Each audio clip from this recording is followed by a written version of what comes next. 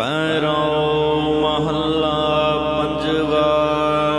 राग भैरों के अंदर पंजवें स्वरूप धन श्री गुरु अर्जन देव साहब जी महाराज।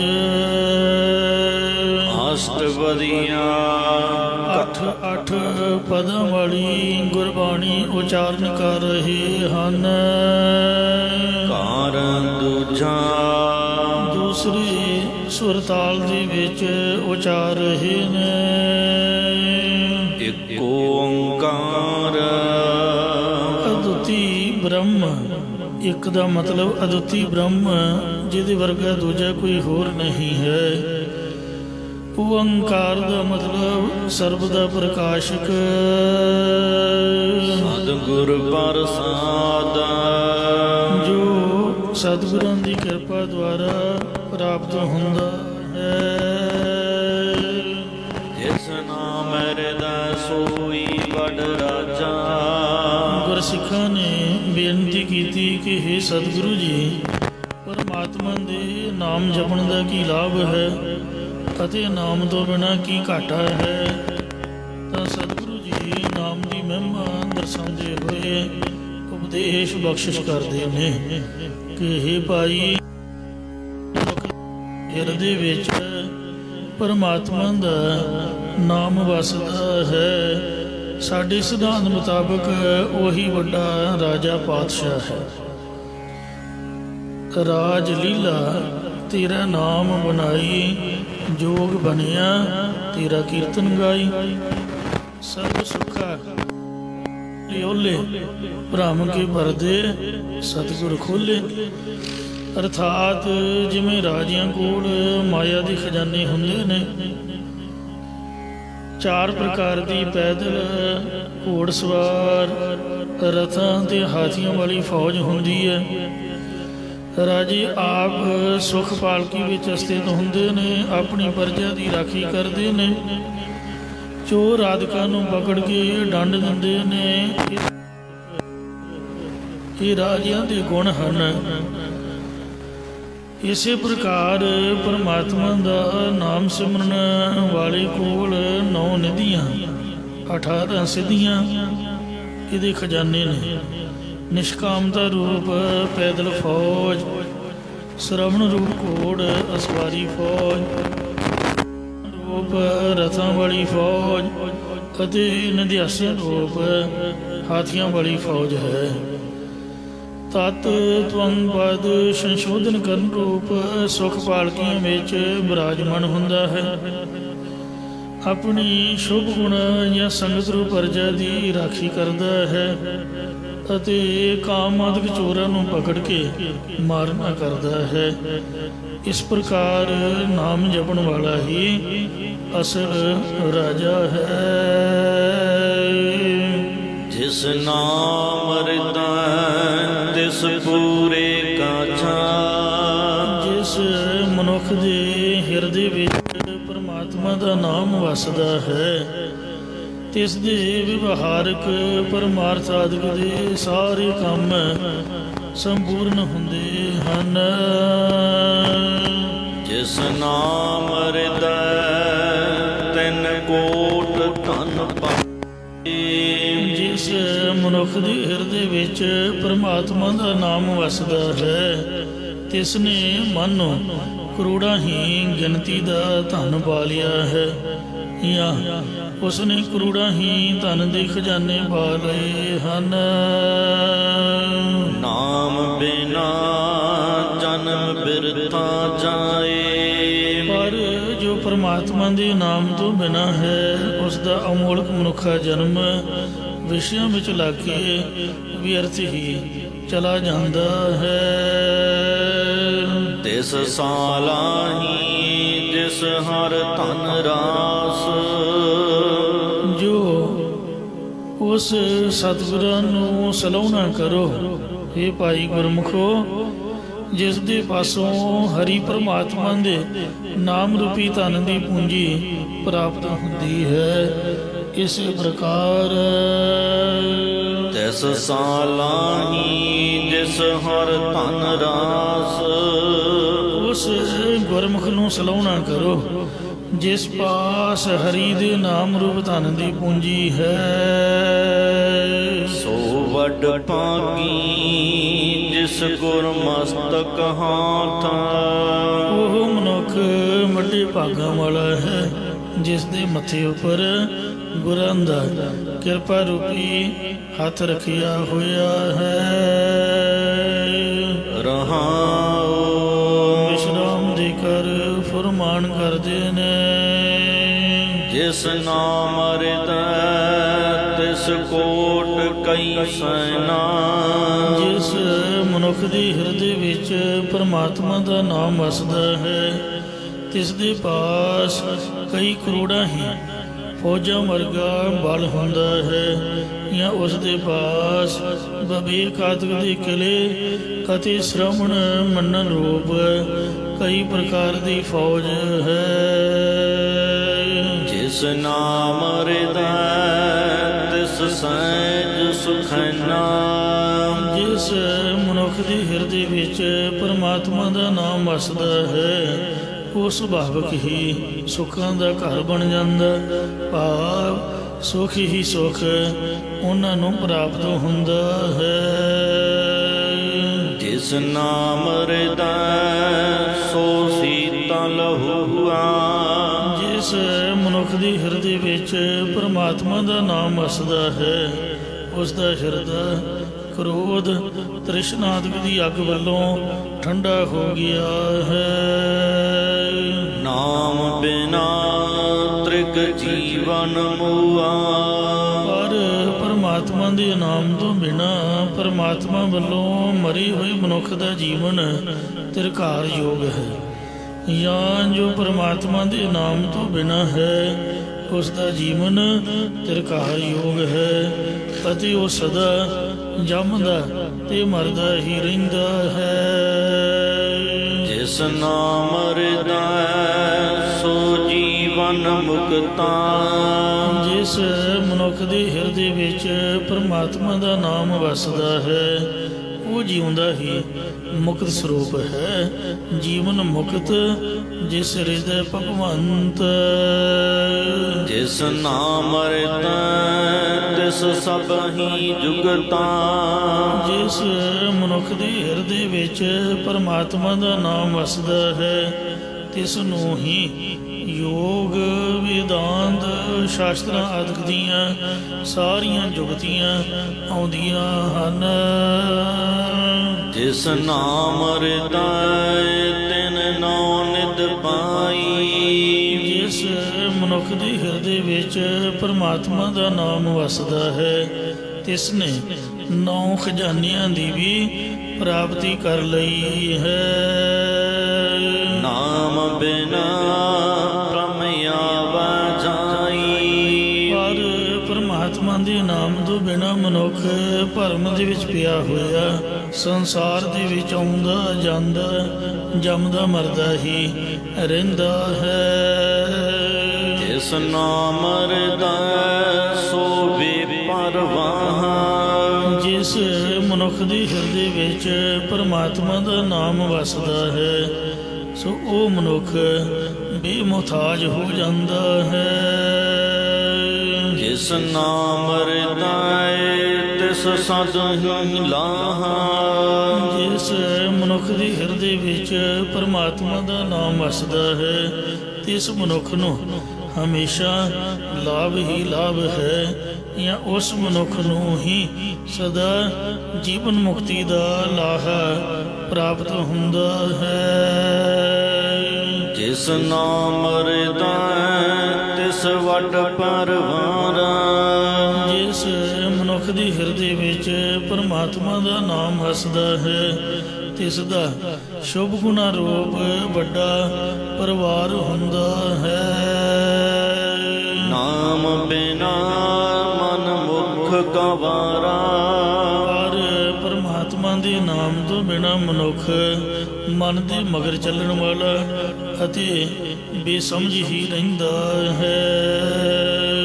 ਜਿਸ ਨਾਮ ਹਿਰਦੈ ਤਿਸ ਨਿਹਚਲ ਆਸਣ। ਜਿਸ ਮਨੁੱਖ ਦੇ ਹਿਰਦੇ ਵਿੱਚ ਪਰਮਾਤਮਾ ਦਾ ਨਾਮ ਵਸਦਾ ਹੈ, ਤਿਸ ਦਾ ਅਚਲ ਸਰੂਪ ਦੇ ਵਿੱਚ ਆਸਣ ਹੈ। ਭਾਵ ਉਹ ਬ੍ਰਹਮ ਦੇ ਵਿੱਚ ਸਥਿਤੀ ਪਾਉਣਾ ਕਰਦਾ ਹੈ। ਜਿਸ ਨਾਮ ਰਿਦਾ ਤਿਸ ਤਖਤ ਨਿਵਾਸਨ। ਜਿਸ ਮਨੁੱਖ ਦੇ ਹਿਰਦੇ ਵਿੱਚ ਪਰਮਾਤਮਾ ਦਾ ਨਾਮ ਵਸਦਾ ਹੈ, ਤਿਸ ਦਾ ਸਰੂਪ ਰੂਪੀ ਸਿੰਘਾਸਨ ਉੱਪਰ ਨਿਵਾਸ ਹੁੰਦਾ ਹੈ। ਜਿਸ ਨਾਮ ਰਿਦਾ ਸੋ ਸਾਚਾ ਸਾਹੋ।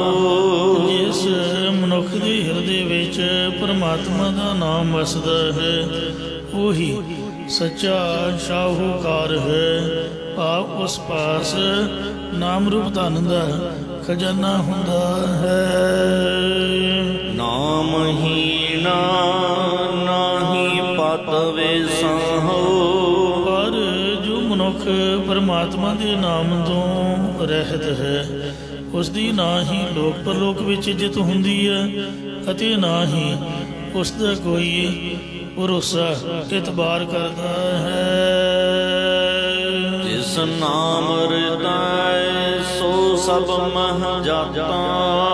ਜਿਸ ਮਨੁੱਖ ਦੇ ਹਿਰਦੇ ਵਿੱਚ ਪਰਮਾਤਮਾ ਦਾ ਨਾਮ ਵਸਦਾ ਹੈ, ਸੋ ਉਹ ਸਾਰੇ ਲੋਕਾਂ ਵਿੱਚ ਜਾਣਿਆ ਜਾਂਦਾ ਹੈ।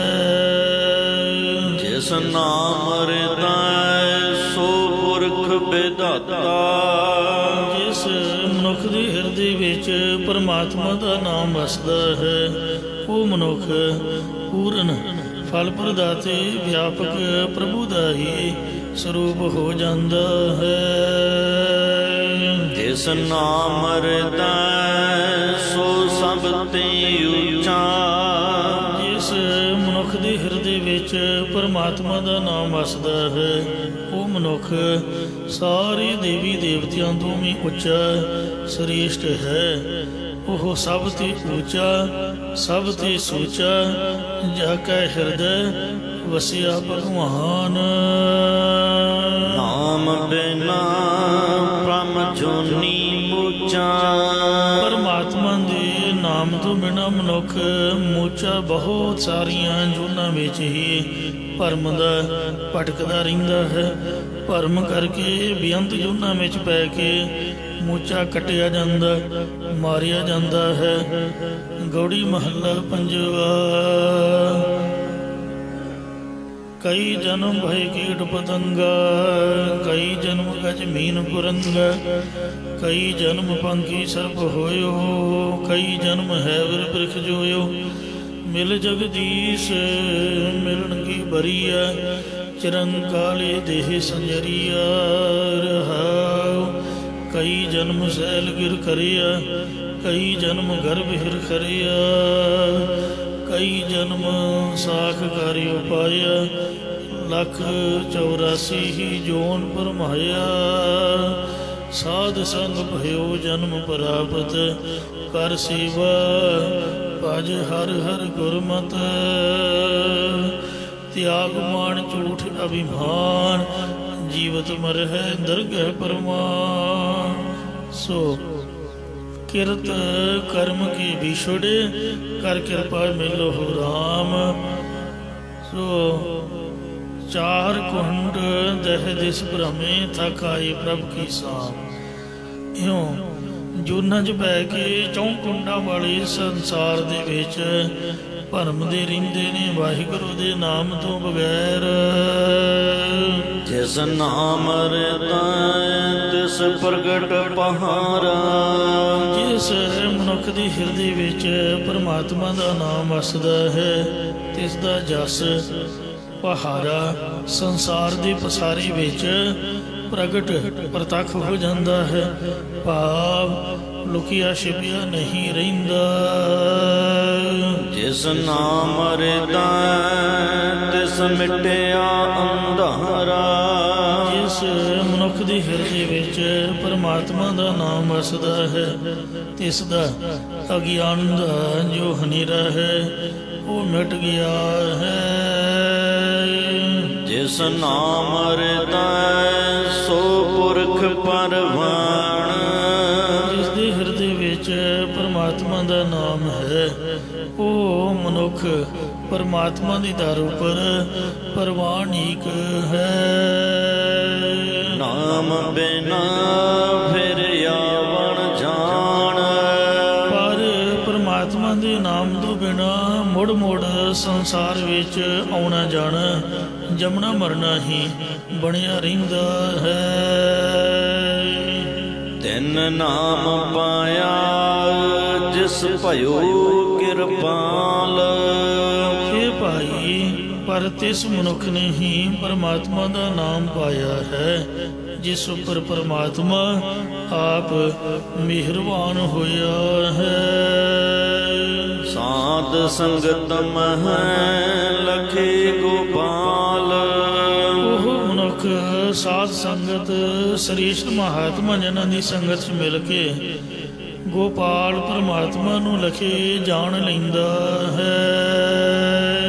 ਆਵਣ ਜਾਣ ਰਹੇ ਸੁਖ ਪਾਇਆ, ਉਹ ਸੰਸਾਰ ਦੇ ਵਿੱਚ ਆਉਣ ਜਾਣ ਭਾਵ ਜੰਮਣ ਮਰਨ ਵੱਲੋਂ ਰਹਿਤ ਹੋ ਗਿਆ ਹੈ ਅਤੇ ਉਸਨੇ ਆਤਮਿਕ ਸੁਖ ਪਾਇਆ ਹੈ।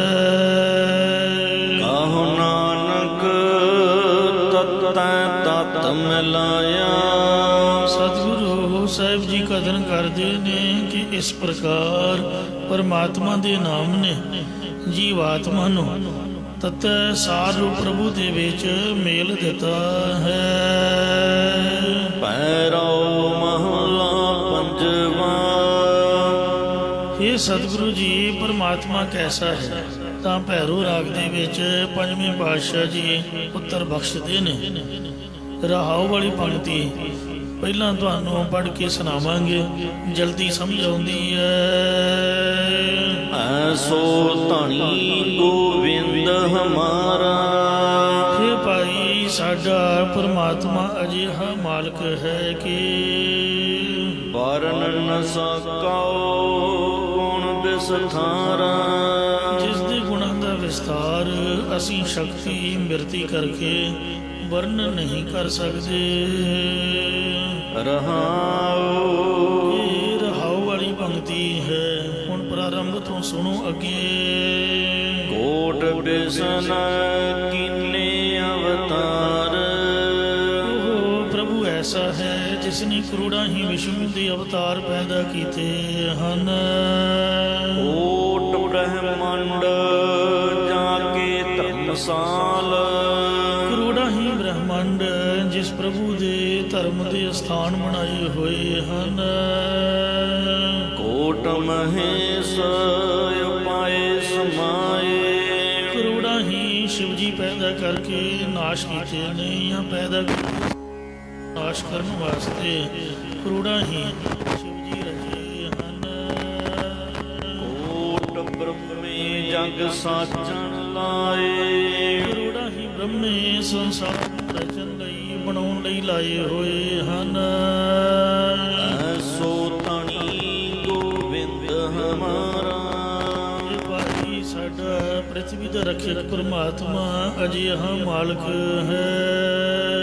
ਵਰਨ ਨ ਸਕਉ ਗੁਣ ਵਿਸਥਾਰਾ, ਜਿਸ ਦੇ ਗੁਣਾਂ ਦਾ ਵਿਸਤਾਰ ਅਸੀਂ ਵਰਣਨ ਨਹੀਂ ਕਰ ਸਕਦੇ।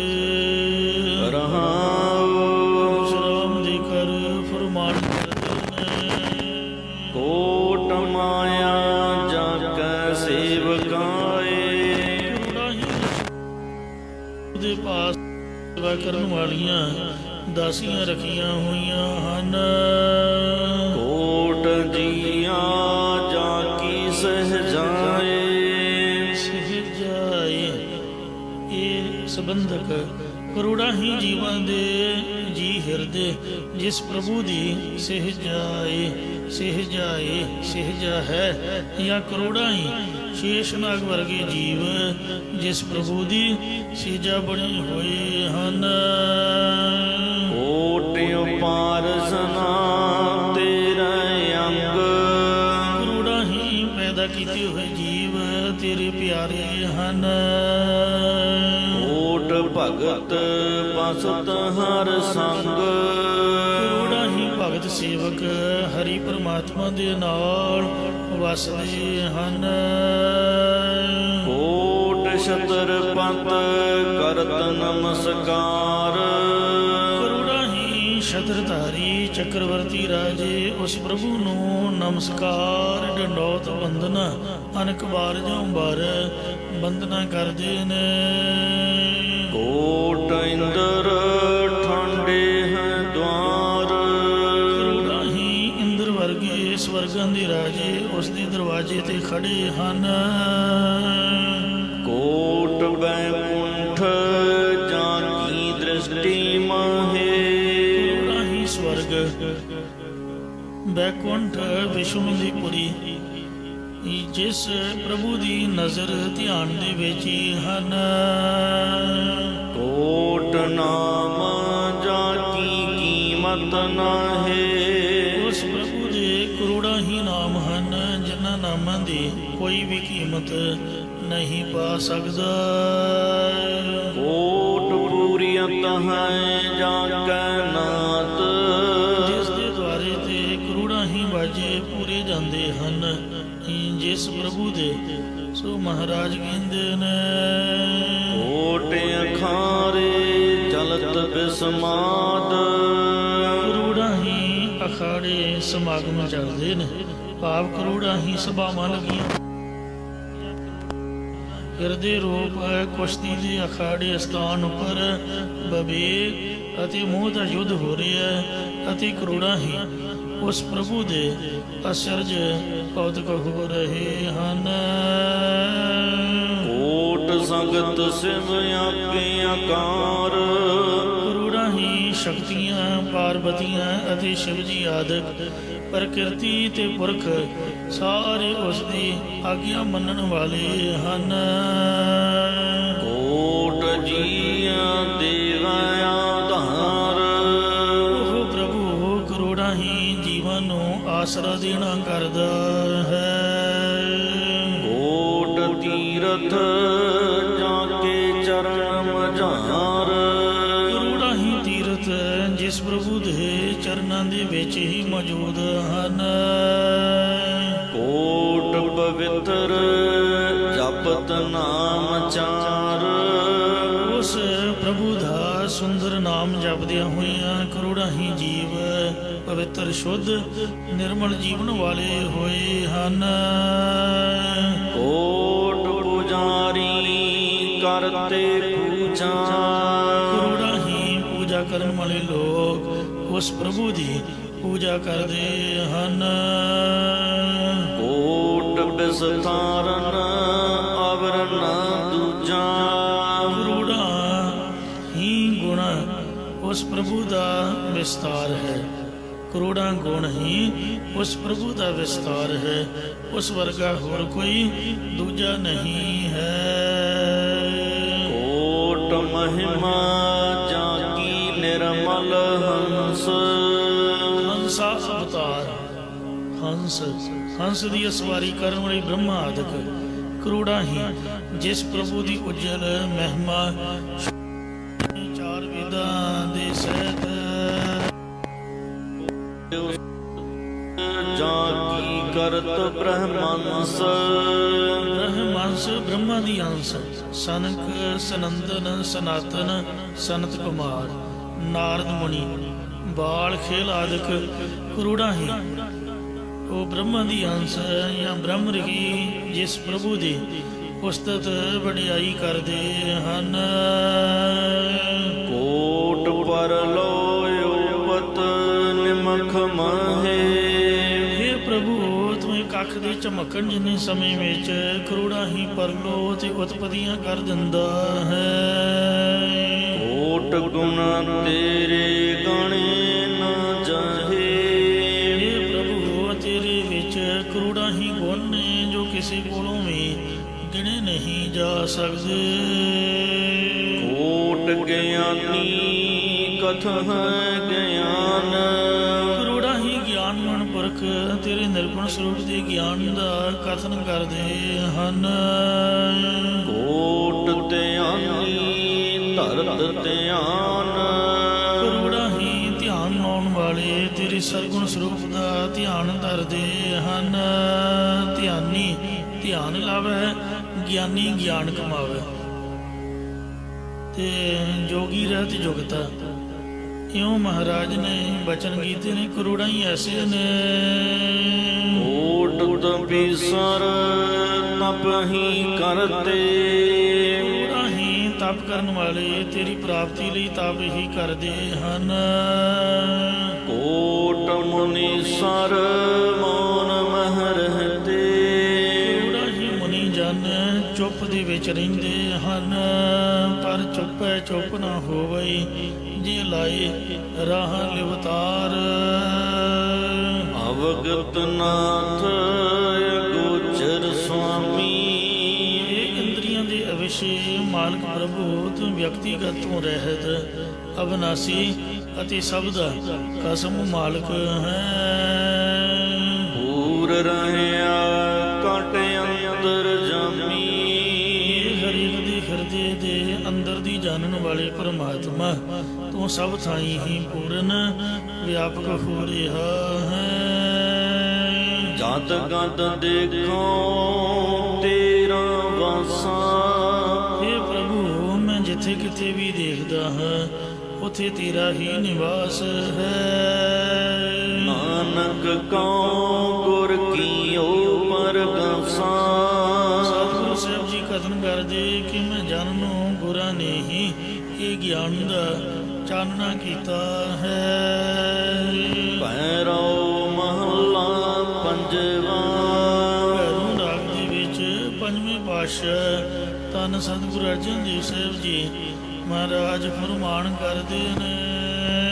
ਸਤਿਗੁਰ ਮੋਕੋ ਕੀਨੋ ਦਾਨ, ਇਹ ਭਾਈ ਸਤਿਗੁਰਾਂ ਨੇ ਮੇਰੇ ਤਾਈਂ ਇਹ ਦਾਨ ਦਾਤ ਬਖਸ਼ਿਸ਼ ਕੀਤੀ ਹੈ। ਕਿਹੜੀ ਦਾਤ ਦਿੱਤੀ ਹੈ? ਅਮੋਲ ਰਤਨ ਹਰ ਤੀਨੋ ਨਾਮ, ਰਤਨ ਮਾਣਕ ਦੀ ਤਰ੍ਹਾਂ ਅਮੋਲਕ ਹਰੀ ਪਰਮਾਤਮਾ ਦਾ ਨਾਮ ਦੇਣਾ ਕੀਤਾ ਹੈ, ਜਾਂ ਅਮੋਲਕ ਨਾਮ ਰੂਪ ਰਤਨ ਦੇ ਕੇ ਬ੍ਰਹਮ ਗਿਆਨ ਦੇਣਾ ਕੀਤਾ ਹੈ। ਸਹਿਜ ਬਨੋਦ ਚੋਜ ਅਨੰਤਾ, ਜਿਸ ਪ੍ਰਭੂ ਦੇ ਸਹਿਜ ਸੁਭਾਵਕ ਹੀ ਸੰਸਾਰ ਦੀ ਉਤਪਤੀ ਪਰਲੋ ਰੂਪ ਵਿਨੋਦ ਤਮਾਸ਼ੇ ਨੇ।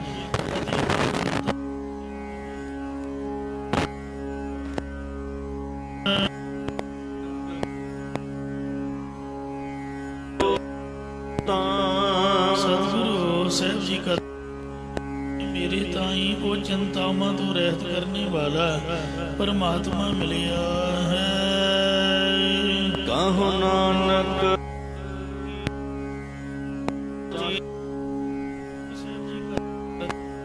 ਪ੍ਰਭੂ ਦੀ ਜੋ ਭਗਤੀ ਇਹ ਵਡਿਆਈ ਹੈ, ਕਿਸੇ ਬੰਦੇ ਦੀ ਨਹੀਂ। ਬਾਹਰ ਬਾਹਰ ਤਿਸ ਸੰਗ ਮਨ ਰਾਜੀ, ਮੁੜ ਮੁੜ ਮੇਰਾ ਮਨ ਤਿਸ ਹਰੀ ਦੀ ਕੀਰਤਨ ਭਗਤੀ ਦੇ ਨਾਲ ਰਚ ਰਿਹਾ ਹੈ, ਜਾਂ ਮਨ ਦੀ ਬਿਰਤੀ ਉਸ ਦੀ ਮਹਿਮਾ ਦੇ ਨਾਲ ਰਚੀ ਹੋਈ ਹੈ।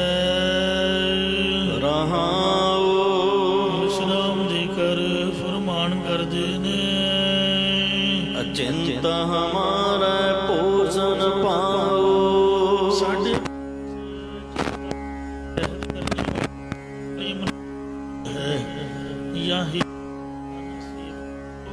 ਜੋ ਸਾਨੂੰ ਅਚਿੰਤ ਸਰੂਪ ਦਾ ਉਹ ਭਾਉ ਪ੍ਰਕਾਸ਼ ਹੋਇਆ ਹੈ, ਇਹੀ ਪ੍ਰਾਪਤ ਹੋਇਆ ਹੈ। ਅਚਿੰਤ ਹਮਾਰਾ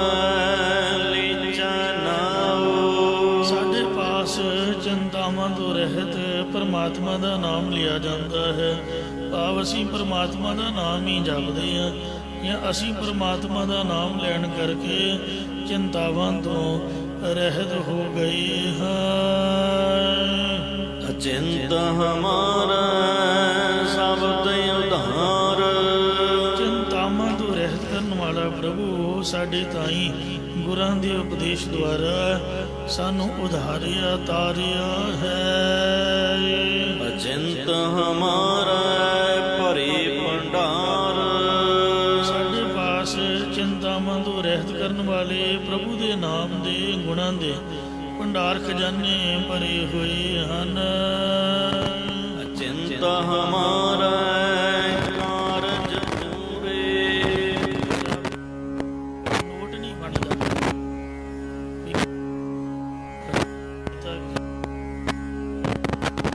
ਉਹ ਜਿਹੜਾ ਆਸ਼ੀਰਵਾਦ ਹੈ ਨੋਟਾਂ ਦਾ ਨਹੀਂ।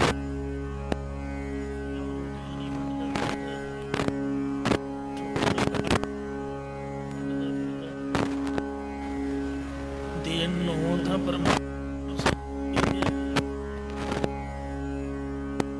ਅਸੀਂ ਆਪਣੀ ਮਿਹਨਤ। ਜਿਹੜਾ ਮਹਾਰਾਜ ਸਾਡੇ ਕੰਮ ਲੱਖਾਂ ਦੇ ਸਵਾਰ ਦਿੰਦਾ ਹੈ।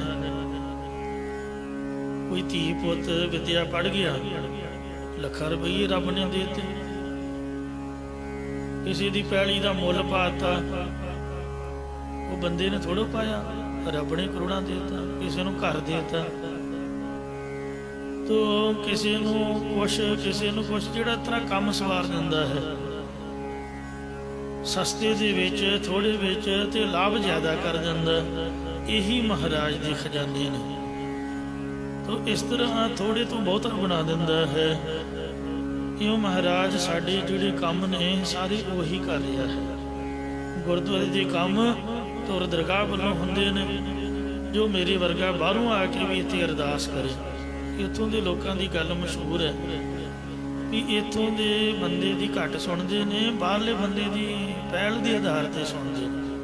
ਮੈਂ ਤਾਂ ਇਹ ਵੀ ਪਰਤਾਇਆ ਜਿਹੜੇ ਸਾਡੇ ਵਰਗੇ ਕੱਟੜ ਖਾਲਸੇ ਨੇ, ਉਹਨਾਂ ਬਾਰੇ ਤਾਂ ਮਹਾਰਾਜ ਨੂੰ ਪਤਾ ਵੀ ਇਹ ਤਾਂ ਇੱਥੇ ਤੁਰੇ ਫਿਰਦੇ ਨੇ। ਕੋਈ ਮੋਨਾ ਕੋਨਾ, ਕੋਈ ਗੈਰ ਧਰਮੀ ਵੀ ਆਵੇ, ਉਹਨੂੰ ਪਹਿਲੇ ਨੰਬਰ 'ਤੇ ਉਹਦੀ ਅਰਦਾਸ ਪੂਰੀ ਕਰਦੇ ਨੇ। ਜ਼ਰੂਰੀ ਨਹੀਂ ਵੀ ਸਾਡੀ ਅਰਦਾਸ ਹੀ ਸੁਣਨੀ।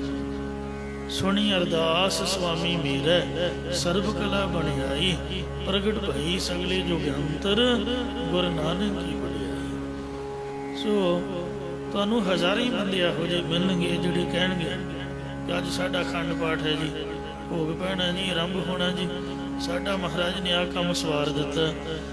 ਇਉਂ ਬਿਨਾਂ ਹੀ ਚਿੰਤਾ ਤੋਂ ਦੁਨੀਆ ਦਾ ਸੁੱਕਣੇ ਪਈ ਹੋਈ ਆ। ਇੰਨਾ ਘਾਟਾ ਪਿਆ ਹੋਇਆ ਲੋਕਾਂ ਨੂੰ, ਇੱਥੇ ਚਿੰਤਾ ਹੀ ਕੋਈ ਨਹੀਂ। ਚਿੰਤਾਵਾਂ ਤੋਂ ਰਹਿਤ ਹੋਣ ਕਰਕੇ ਸਾਡੇ ਵਿਵਹਾਰਕ ਤੇ ਪਰਮਾਰਥ ਦੇ ਧੰਨ ਸ੍ਰੀ ਗੁਰੂ ਅਰਜਨ ਦੇਵ ਮਹਾਰਾਜ ਜੀ ਕਹਿ ਰਹੇ ਨੇ ਕਿ ਸਾਡੇ ਸਾਰੇ ਕੰਮ ਵਾਹਿਗੁਰੂ ਨੇ ਉਂਝ ਹੀ ਪੂਰੇ ਕਰ ਦਿੱਤੇ ਨੇ ਬਿਨਾਂ ਹੀ ਸੋਚਣ। ਜਿੱਦਣ ਗੁਰੂ ਬਣੇ ਸੀ ਤੇ ਭਾਈ ਗੁਰਦਾਸ ਸਾਹਿਬ ਜੀ ਨੇ ਆ ਕੇ ਲਾਮਾ ਦਿੱਤਾ ਸੀ ਵੀ ਸੁੱਕੀਆਂ ਰੋਟੀਆਂ ਇਸ ਤਰ੍ਹਾਂ ਕਿਸ ਤਰ੍ਹਾਂ ਕੰਮ ਬਣੇਗਾ। ਗੁਰੂ ਰਾਮਦਾਸ ਦਾ ਹੋਵੇ ਲੰਗਰ ਤੇ ਪ੍ਰਸ਼ਾਦੇ ਹੋਣ ਅੰਨ ਚੋਪੜੇ, ਨਾ ਕੋਈ ਦਾਲ, ਨਾ ਭਾਜੀ, ਨਾ ਗੱਲ, ਨਾ ਬਾਤ। ਤਾਂ ਫਿਰ ਬੀਬੀ ਭਾਨੀ ਨੇ ਆਖਿਆ ਕਿ ਵੀਰ ਜੀ, ਪ੍ਰਿਥੀ ਨੇ ਈਰਖਾ ਦੇ ਨਾਲ ਸੰਗਤ ਨੂੰ ਵਰਗਲਾ ਲਿਆ ਹੈ, ਮਾਇਆ ਤੇ ਲਾਓ ਲੈ ਜਾਂਦਾ ਹੈ। ਤਾਂ ਫਿਰ ਭਾਈ ਸਾਹਿਬ ਨੇ ਪਿਪਲੀ ਸਾਹਿਬ ਚਾਦਰ ਵਿਛਾ ਕੇ ਸੰਗਤ ਕੋਲੋਂ ਜਿਹੜੀ ਕਾਬਲ ਤੋਂ ਆਈ ਸੀ, ਦਸਵੰਧ ਦੀ ਭੇਟਾ ਬੁਰਾਈ ਸੀ, ਤੇ ਗੁਰੂ ਜੀ ਦੇ ਚਰਨਾਂ ਦੇ ਵਿੱਚ ਲਿਆ ਕੇ ਜਾਂ ਢੇਰੀ ਕੀਤੀ। ਤੇ ਮਹਾਰਾਜ ਕਹਿੰਦੇ ਆਹ ਕੀ ਤੂੰ ਕਿੱਥੋਂ ਲਿਆਇਆ? ਕਹਿੰਦਾ ਜੀ ਇਹ ਸੰਗਤ ਹੈ, ਇਹਨੂੰ ਮੈਂ ਪ੍ਰੇਰ ਕੇ ਇਹਨਾਂ ਦੀ ਦਸਵੰਧ ਭੇਟਾ ਸਹੀ ਜਗ੍ਹਾ ਤੇ ਲਿਆ ਕੇ ਭੇਟਾ ਕੀਤੀ। ਮਹਾਰਾਜ ਕਹਿੰਦੇ ਵੀ ਇੰਨਾ ਕੰਮ ਕਰਨ ਦੀ ਕੀ ਲੋੜ ਪਈ ਸੀ? ਕਹਿਣ ਦਾ ਭਾਵ ਵੀ ਕਿਸੇ ਨੂੰ ਕਹਿਣਾ ਵੀ ਨਹੀਂ।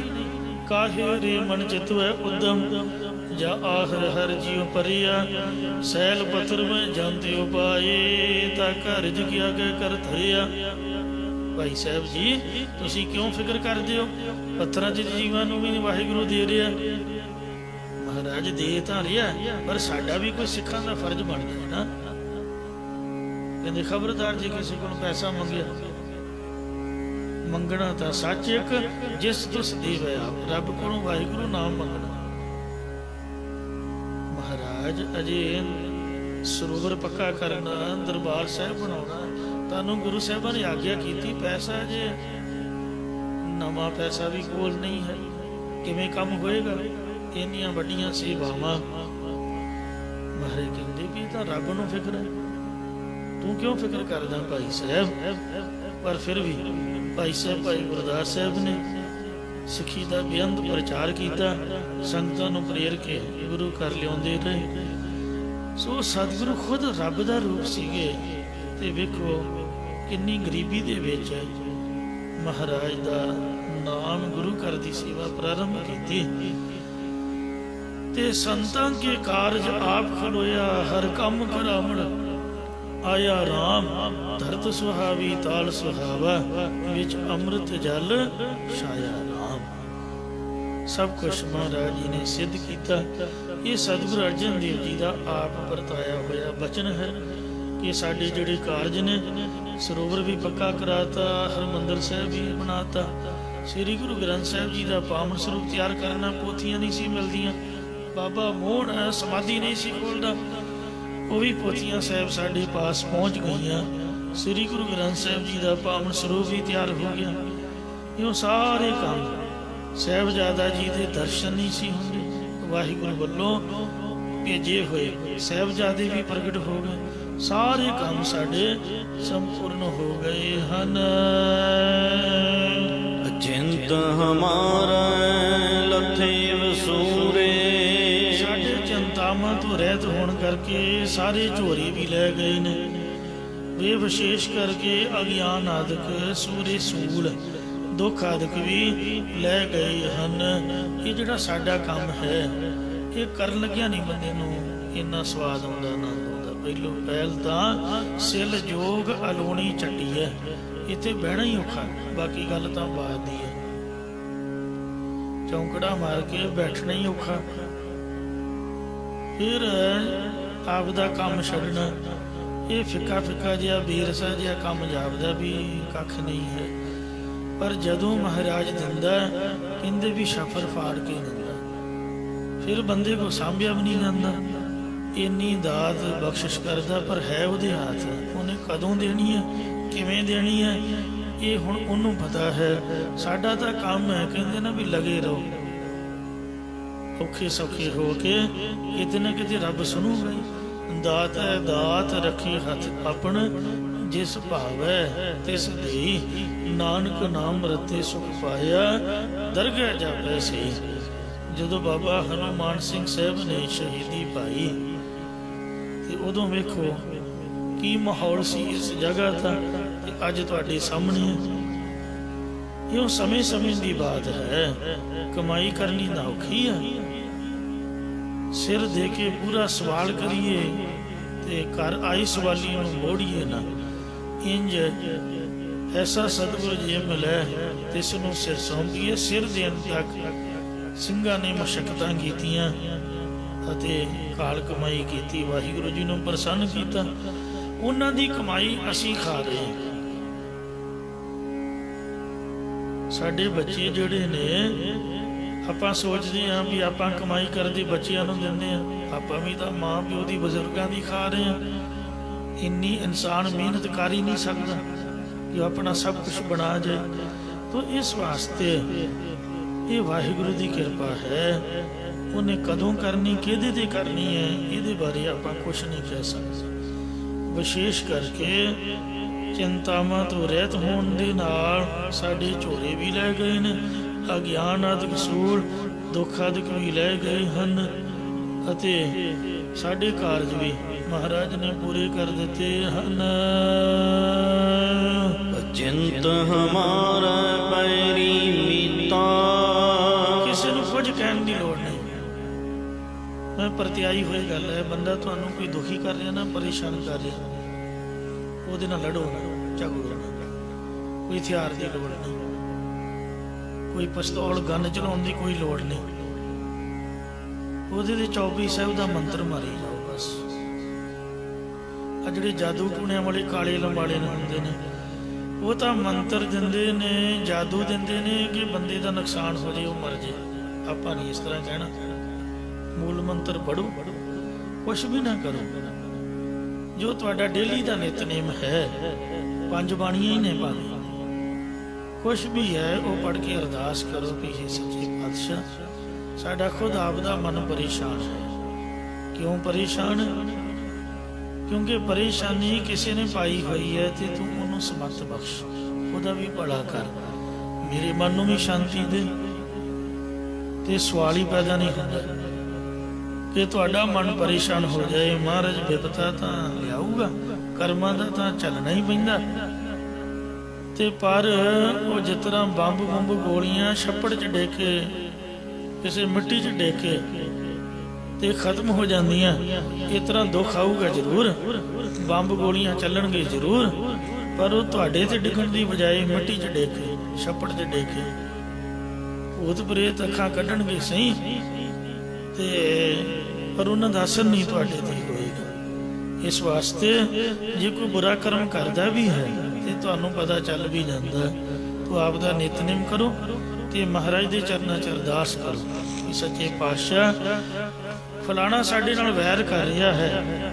ਮਹਾਰਾਜ ਕਹਿੰਦੇ ਅਚਿੰਤ ਹਮਾਰੇ ਵੈਰੀ ਮੀਤਾ, ਚਿੰਤਾਵਾਂ ਤੋਂ ਰਹਿਤ ਹੋਣ ਕਰਕੇ ਨਾਮ ਜਪਣ ਦੀ ਸ਼ਕਤੀ ਇਹੋ ਜਿਹੀ ਹੈ ਬਾਣੀ ਦੇ ਨਿਤਨੇਮ ਦੀ ਕਿ ਤੁਹਾਡੇ ਜਿਹੜੇ ਵੈਰੀ ਦੁਸ਼ਮਣ ਨੇ ਉਹ ਵੀ ਮਿੱਤਰ ਬਣ ਜਾਣਗੇ। ਸਾਡੇ ਤਾਂ ਮਹਾਰਾਜ ਕਹਿੰਦੇ ਬਣ ਗਏ ਨੇ।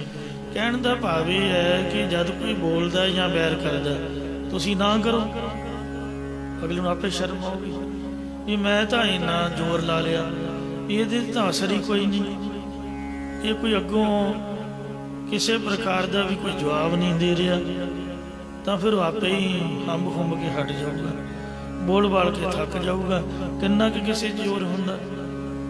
ਤੇ ਇਸ ਵਾਸਤੇ ਮਹਾਰਾਜ ਕਹਿੰਦੇ ਵੀ ਤੁਸੀਂ ਆਪ ਦਾ ਕੰਮ ਕਰੀ ਜਾਓ। ਸੰਤਾਂ ਨਾਲ ਦੁਨੀਆ ਅਕਾਰਨ ਵੈਰ ਕਰਦੀ ਹੈ, ਸੰਤਾਂ ਨਾਲ ਵੈਰ ਕਮਾਉਂਦੇ, ਦੁਸ਼ਟਾਂ ਨਾਲ ਮੋਹ ਪਿਆਰ, ਅੱਗੇ ਪਾਛੇ ਸੁਖ ਨਹੀਂ ਮਰ ਜੰਮੇ ਬਾਰੋ ਬਾਰ। ਉਹਨੂੰ ਮਹਾਰਾਜ ਆਪੇ ਹੀ ਸਮਝਦਾ ਹੈ, ਪਰ ਤੁਸੀਂ ਮਹਾਰਾਜ ਦੀ ਬਾਣੀ ਚ ਰਹੋ। ਜਿਹੜੇ ਵੈਰੀ ਨੇ, ਦੁਸ਼ਮਣ ਨੇ, ਸ੍ਰੀ ਚੌਪਈ ਸਾਹਿਬ ਦਾ ਪਾਠ ਪੜ੍ਹਨ ਦੇ ਨਾਲ, ਮੂਲ ਮੰਤਰ ਦਾ ਸਿਮਰਨ ਕਰਨ ਦੇ ਨਾਲ, ਨਿਤਨੇਮ ਕਰਨ ਦੇ ਨਾਲ ਉਹ ਵੀ ਸਾਡੇ ਮਿੱਤਰ ਬਣ ਗਏ ਨੇ। ਤੁਸੀਂ ਵੀ ਬਣਾਉਣਾ ਚਾਹੁੰਦੇ ਹੋ ਤੇ ਮਿੱਤਰ ਬਣਾ ਲਓ ਭਾਈ। ਚਿੰਤੋ ਹੀ ਹੋ ਮਨ ਵਸ ਕੀਤਾ, ਚਿੰਤਾਵਾਂ ਤੋਂ ਰਹਿਤ ਹੋਣ ਕਰਕੇ ਹੀ ਅਸੀਂ ਆਪਣਾ ਇਹ ਜਿਹੜਾ ਮਨ ਹੈ ਆਪਣੇ ਅਧੀਨ ਕੀਤਾ ਹੋਇਆ ਹੈ। ਅਚਿੰਤ ਪ੍ਰਭੂ ਹਮ ਕੀਆਂ ਦਿਲਾਸਾਂ, ਚਿੰਤਾਵਾਂ ਤੋਂ ਰਹਿਤ ਕਰਨ ਵਾਲੇ ਪਰਮਾਤਮਾ ਨੇ ਸਾਨੂੰ ਦਿਲਾਸਾ, ਧੀਰਜ, ਹੌਸਲਾ ਦੇਣਾ ਕੀਤਾ ਹੈ। ਅਚਿੰਤ ਹਮਾਰੀ ਪੂਰਨ ਆਸਾ, ਚਿੰਤਾਵਾਂ ਤੋਂ ਰਹਿਤ ਕਰਨ ਵਾਲੇ ਪਰਮਾਤਮਾ ਨੇ ਹੀ ਸਾਡੀ ਲੋਕ ਪਰਲੋਕ ਦੀ ਸਾਰੀ ਇੱਛਾ ਮੁਰਾਦ ਪੂਰੀ ਕੀਤੀ ਹੈ। ਅਚਿੰਤ ਹਮਾਂ ਕਉ ਸਗਲ ਸਿਧਾਂਤ, ਸਾਡੇ ਤਾਈਂ ਚਿੰਤਾਵਾਂ ਤੋਂ ਰਹਿਤ ਕਰਨ ਵਾਲੇ ਪ੍ਰਭੂ ਨੇ ਸਾਰੇ ਵੇਦਾਂ ਸ਼ਾਸਤਰਾਂ ਦਾ ਸਿਧਾਂਤ ਨਿਚੋੜ ਸਮਝਾਉਣਾ ਕੀਤਾ ਹੈ। ਅਚਿੰਤ ਹਮ ਕਉ ਗੁਰ ਦੀਨੋ ਮੰਨਤਾ, ਸਾਨੂੰ ਪਤਾ ਹੀ ਨਹੀਂ ਸੀ ਵੀ ਸਾਨੂੰ ਵੀ ਆਹ ਕੰਮ ਕਰਨਾ ਪਊਗਾ, ਜਾਂ ਆਹ ਕੰਮ ਵੀ ਸਿੱਖੀ ਦਾ ਹੈ, ਜਾਂ ਕੁਛ ਕਲਾਸ ਲਾਈ ਦੀ, ਜਾਂ ਧਿਆਨ ਕਰੀਦਾ। ਤੋ ਇਹ ਮਹਾਰਾਜ ਨੇ ਬਦੋ ਬਦੀ ਝੋਲੀ ਪਾਇਆ ਹੈ। ਸਿੱਖਿਆ ਤਾਂ ਕੁਛ ਹੋਰ ਹੀ ਹੈ ਤੇ ਕਰਨ ਦਾ ਤਾਂ ਕੁਛ ਹੋਰ ਹੀ ਇਰਾਦਾ ਸੀਗਾ, ਤੇ ਇਉਂ ਮਹਾਰਾਜ ਨੇ ਚਿੰਤਾਵਾਂ ਤੋਂ ਰਹਿਤ ਕਰਨ ਲਈ ਸਾਨੂੰ ਆਪਦੇ ਨਾਮ ਰੂਪੀ ਮੰਤਰ ਨੂੰ ਦੇਣਾ ਕੀਤਾ ਤੇ ਬਦੋ ਬਦੀ ਪੜਾਉਂਦਾ ਹੈ। ਇਹਨੂੰ ਪੜ੍ਹ ਪਈ, ਇਹ ਜਿਹੜਾ ਗੁਰ ਮੰਤਰ ਵਾਹਿਗੁਰੂ ਜਾਂ ਮੂਲ ਮੰਤਰ ਜਾਂ ਗੁਰਬਾਣੀ ਰੂਪ ਮੰਤਰ ਹੈ, ਇਹ ਬਦੋ ਬਦੀ ਸਾਡੀ ਝੋਲੀ 'ਚ ਪਾ ਦਿੱਤਾ ਹੈ ਚਿੰਤਾਵਾਂ ਤੋਂ ਰਹਿਤ ਕਰਨ ਵਾਸਤੇ, ਜਾਂ ਸੋਚਣ ਤੋਂ ਬਗੈਰ ਹੀ ਅਚਿੰਤ ਹੀ ਮਹਾਰਾਜ ਨੇ ਦਾਤ ਬਖਸ਼ਿਸ਼ ਕੀਤੀ ਹੈ। ਅਚਿੰਤ ਹਮਾਰੇ ਬਿਨ ਸੇ ਪੈਰ, ਸਾਰੀਆਂ ਚਿੰਤਾਵਾਂ ਤੋਂ ਰਹਿਤ ਹੋਣ ਕਰਕੇ ਸਾਡੇ ਵੈਰ ਵਿਰੋਧ ਨਾਸ਼ ਹੋ ਗਏ ਨੇ। ਵੈਰ ਹੈ ਜਿਹੜਾ ਪੁਰਾਣਾ ਤੁਰਿਆ ਹੁੰਦਾ, ਕੁੱਤੇ ਤੇ ਬਿੱਲੀ ਦਾ, ਸੱਪ ਤੇ ਠੂਹੇ ਦਾ, ਇਹ ਪੁਰਾਣਾ ਵੈਰ ਹੈ। ਤੇ ਵਿਰੋਧ ਮਿੰਟ ਮਿੰਟ ਦੇ ਜਿਹੜੇ ਭਾਂਡੇ ਖੜਕਦੇ ਨੇ ਗਲੀ ਬਾਜ਼ਾਰ 'ਚ, ਘਰ ਦੇ ਵਿੱਚ, ਇੱਕ ਦੂਜੇ ਨਾਲ ਅਸੀਂ ਈਗੋ ਕਰਦੇ ਹਾਂ, ਈਰਖਾ ਕਰਦੇ ਹਾਂ, ਝਗੜਾ, ਕੰਟਰੋਵਰਸੀ, ਇਹਨੂੰ ਵਿਰੋਧ ਕਹਿੰਦੇ ਨੇ। ਇੱਕ ਵਰਲ ਹੁੰਦੀ, ਇੱਕ ਬੈਟਲ ਹੁੰਦੀ ਹੈ ਤੇ ਇੱਕ ਵੱਡ ਵਾਰ ਹੁੰਦੀ ਹੈ।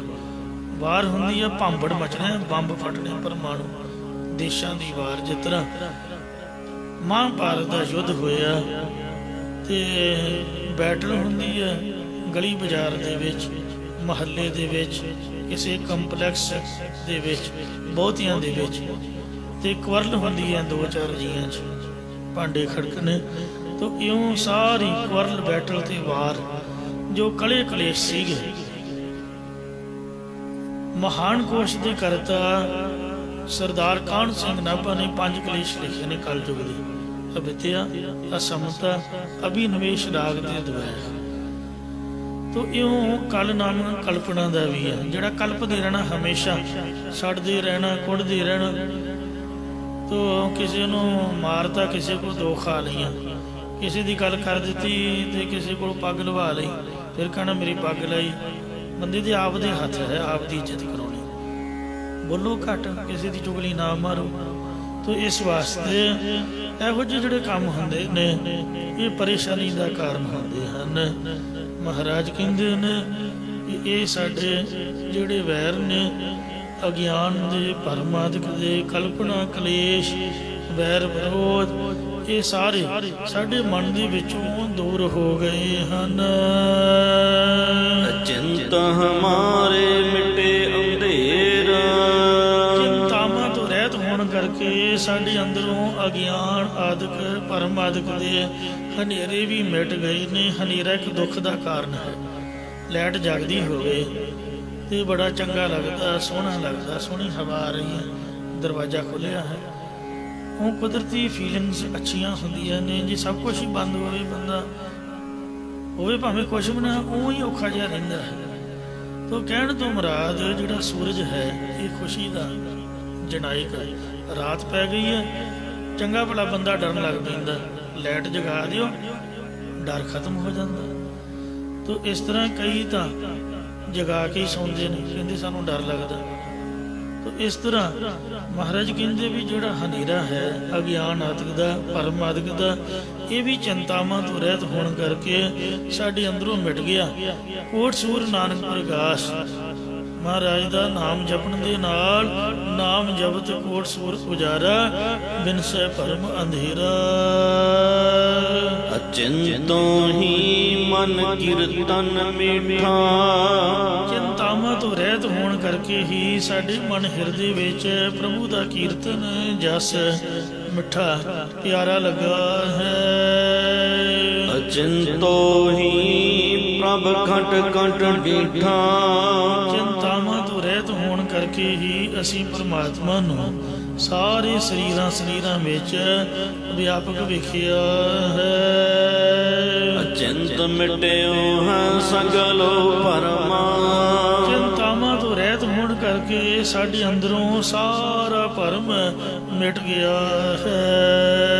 ਅਚਿੰਤ ਵਸਿਓ ਮਨ ਸੁਖ ਬਿਸਰਾਮਾ, ਚਿੰਤਾਵਾਂ ਤੋਂ ਰਹਿਤ ਹੋਣ ਕਰਕੇ ਜਦੋਂ ਸਾਡੇ ਅੰਦਰ ਪ੍ਰਭੂ ਵਸ ਗਿਆ, ਭਾਵ ਸਾਖਸ਼ਾਤ ਹੋ ਗਿਆ, ਤਦੋਂ ਅਸੀਂ ਹਿਰਦੇ ਵਿੱਚ ਹੀ ਆਨੰਦ ਸਰੂਪ ਅੰਦਰ ਅਸਥਿਤੀ ਪਾਉਣਾ ਕੀਤੀ ਹੈ। ਅਚਿੰਤ ਹਮਾਰਾ ਅਨਹਤ ਵਾਜੇ ਵਾਜੈ, ਸਾਰੀਆਂ ਚਿੰਤਾਵਾਂ ਤੋਂ ਰਹਿਤ ਹੋਣ ਕਰਕੇ ਸਾਡੇ ਹਿਰਦੇ ਅੰਦਰ ਜਿਹੜੇ ਬਾਹਰਲੇ ਵਾਜੇ ਵੱਜਦੇ ਨੇ ਉਹ ਸਾਡੇ ਅੰਦਰ ਹੀ ਵੱਜਣ ਲੱਗ ਪਏ। ਉਚਾਰਨ ਕਰੋ ਸਤਨਾਮ ਸ੍ਰੀ ਵਾਹਿਗੁਰੂ। ਵਾਜੇ ਅਨਹਦ ਤੋਰੀ, ਬਾਹਰਲੇ ਵਾਜੇ ਤਾਂ ਪੁਰਾਣੇ ਹੋ ਜਾਂਦੇ, ਖੜਕ ਜਾਂਦੇ ਨੇ। ਅੱਜ ਤਰ੍ਹਾਂ ਸਾਡੇ ਵਾਜੇ ਨੇ ਬਸੁਰੇ ਜੇ ਹੋ ਜਾਂਦੇ, ਉਹਨਾਂ ਨੂੰ ਸੁਰ ਕਰਾਉਣਾ ਪੈਂਦਾ, ਟੁੱਟ ਟੱਟ ਜਾਂਦੇ ਨੇ, ਬੜੇ ਮੋਟੇ ਨੇ। ਆ ਜਗਰਾਤੇ 'ਚ ਤਾਂ ਇੰਨੇ ਕੰਨ ਪਾੜ ਵੀ ਬਸੁਰੇ ਜੇ ਹੁੰਦੇ, ਖਲੋਣੇ ਜੀ ਨਹੀਂ ਕਰਦੇ, ਖੱਬ ਜਾਂਦਾ ਸਿਰ, ਆ ਡੀਜੇ ਵੱਜਦਾ ਹੋਵੇ, ਮੈਨੂੰ ਤਾਂ ਸਮਝ ਹੀ ਨਹੀਂ ਆਉਂਦੀ। ਕਈ ਵਾਰ ਮੈਂ ਖਲੋ ਕੇ ਸਮਝਣ ਦੀ ਕੋਸ਼ਿਸ਼ ਕੀਤੀ ਵੀ ਇਹ ਨੱਚ ਰਹੇ ਨੇ, ਗਾ ਰਹੇ ਨੇ। ਪੁਰਾਣਾ ਟਾਈਮ ਹੁੰਦਾ ਸੀਗਾ, ਚਲੋ ਵਿਆਹ 'ਚ ਬੰਦਾ ਖੁਸ਼ੀ ਗਾਣੇ ਮਾਣੇ ਲਾਉਂਦਾ ਹੀ ਹੈ, ਕੋਈ ਸਮਝ ਤਾਂ ਆਵੇ ਵੀ ਲੱਗਾ ਕਿ ਮੂਰਖ ਦੁਨੀਆ, ਮੈਨੂੰ ਮਾਫ ਕਰਨਾ। ਕੋਈ ਪੰਕਤੀ ਪੂਰੀ ਕਰਨੀ ਨਹੀਂ ਪਿਓ ਦੇ ਪੁੱਤਾਂ ਨੇ, ਵੀ ਕੋਈ ਚੀਜ਼ ਪ੍ਰਕਰਨ 'ਚ ਬੋਲਣ, ਕੋਈ ਸਿੱਖਿਆਦਾਇਕ ਕੁਛ ਨਾ ਕੁਛ ਉਹਦੇ 'ਚ ਹੋਵੇ, ਤੇ ਬਸ ਰੌਲਾ ਹੀ ਹੈ। ਤੇ ਰੌਲਾ ਵੀ ਇੰਨਾ ਡਿਸਟਰਬੈਂਸ ਵਾਲਾ ਵੀ ਖੁਸ਼ੀ ਕੀ ਹੈ, ਬੰਦੇ ਦੇ ਸਿਰ ਨੂੰ ਫਾੜਨ ਵਾਲਾ, ਉਹ ਬਿਮਾਰ ਕਰਨ ਵਾਲਾ ਹੈ। ਕੋਈ ਬਜ਼ੁਰਗ, ਕੋਈ ਬਿਮਾਰ ਬੰਦਾ, ਉਹ ਤਾਂ ਉਹ ਪਰੇਸ਼ਾਨ ਹੋ ਜੂ। कोई लैन पूरी नहीं करनी, कोई प्रकरण नहीं है, कोई सिक्ख्या नहीं है। तो इस वास्ते संसार का रौला तो परेशानी का कारण है, कोई सुख वाला नहीं, कोई मनोरंजन नहीं है। साढ़े धियां पुत मुंडे कुड़ियां सिनेमे या होरना पासियां का गाना माना संगीत सुन के ही बिगड़ते हैं। जिहड़ा महाराज का अंदरला संगीत है वो भी वाजे गाजे, पर वो है बरीक सुखमई आनंद वाला। तो जे महाराज की बाणी में मिल जाए, जिस तरह कीर्तन रागी सिंह आउंदे ने, फिर होर आनंद वाला। जे महाराज का नाम कंटीन्यू एक रस विच मिल जाए तो फिर होर चढ़दी कला। इउं इसदा अर्थ जिहड़े वाजे वजन का अर्थ गुरबाणी में आउंदा है, कजा प्रथक सुन ले, कजा अंदरली गल तो इक्को ही है। निरे वाजियां नूं सुनना ये तो जोगी लोग करते हैं।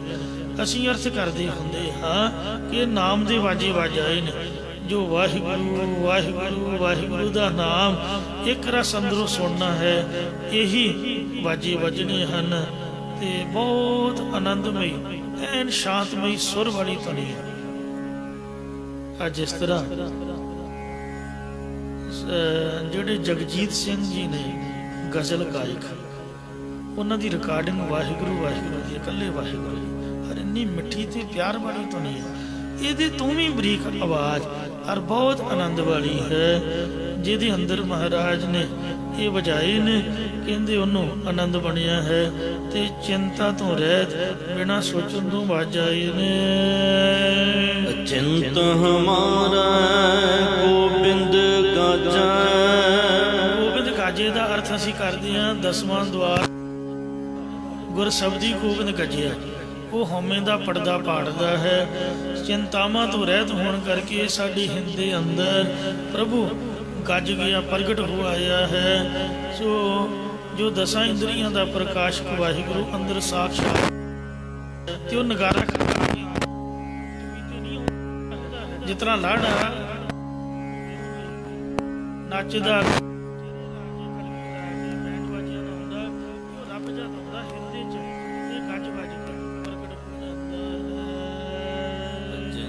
हमारा मन पतियाना। चिंतावां तो रहत होने करके साडे मन ने परमेश्वर च जना कीता है। निहचल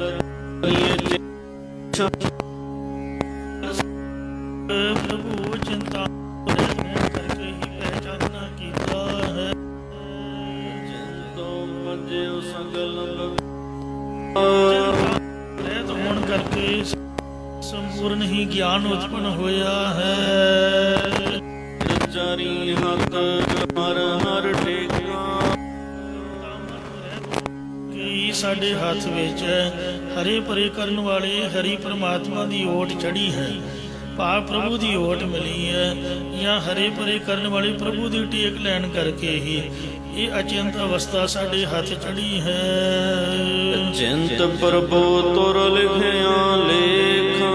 चिंतावां तो रहत करन वाले परमात्मा ने तुर ही साडे मत्थे उपर श्रेष्ठ लेख लिखिया है। चिंत मिलियो प्रभ ठाकुर एका। जिस करके चिंतावां तो रहत करन वाला अद्वितीय मालिक परमात्मा मिल गया है।